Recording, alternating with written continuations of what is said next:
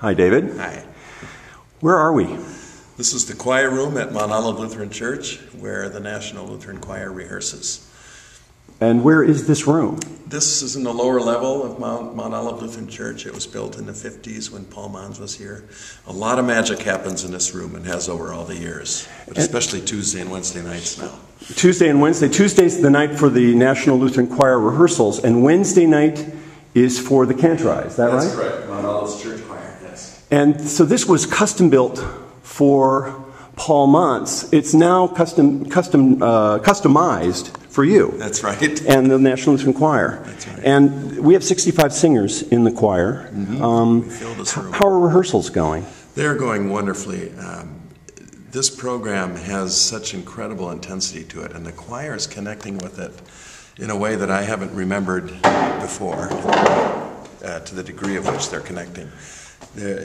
They're just really into the music, and a lot of magical moments happen in the rehearsals. So what is it that indicates to you that things are going well? I mean, what happens? Well, I can just sense it, and or hear it in the silences that follow when we're singing, or just in their response and how they're executing a phrase so together in one, and it's emotionally powerful. So this room is the place where you actually test drive the repertoire that you're going to end up doing. It's a relatively small room, and it's a live acoustic, but it's a small room, so there's not that many molecules of air in this room. Right.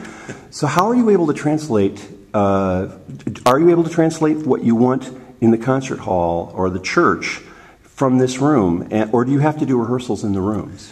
We need to rehearse in the room, but I think if we rehearse properly in this space, it can translate to anywhere. If the details are intact, you can adjust to a room. Right. If we just scale everything to this room and ignore details, then it doesn't work. Could you show us what some of the music sounds like? Well, as I said, we've got juxtaposition. You know, we have this mystical piece of giallo, which has this kind of a Philip Glass kind of mantra that gets going musically and creates this musical. And that's a string quartet. Is that a string quartet and piano? String quartet, piano, and choir, and soloist, and but it all just kind of floats around the room. And then we've got this other gospel thing.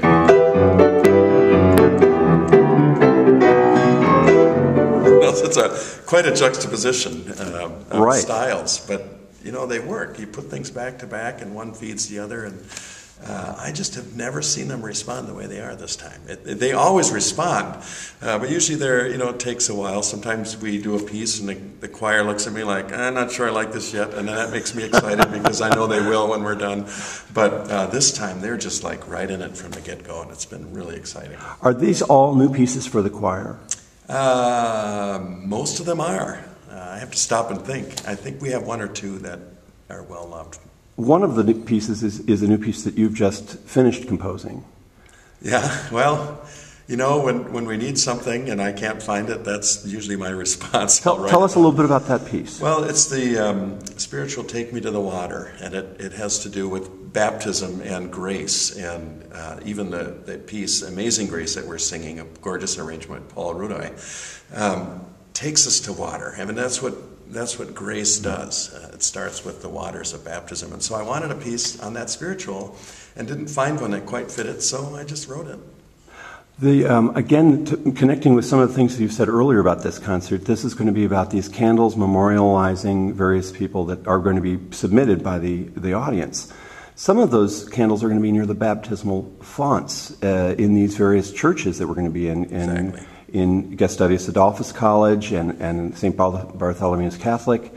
And are you putting candles around those baptismal fonts? So where we can, where it works. Right. The spaces where they have baptismal fonts that are accessible. Have you made that connection of water and fire? Oh, yeah.